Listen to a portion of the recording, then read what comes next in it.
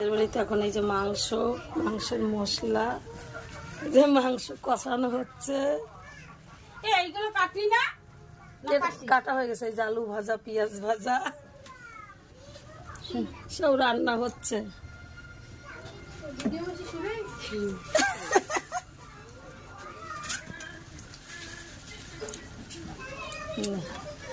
এই যে দিদি মাংস রান্না করছে। আজকে আমরা সবাই মিলে রান্না করছি না বল?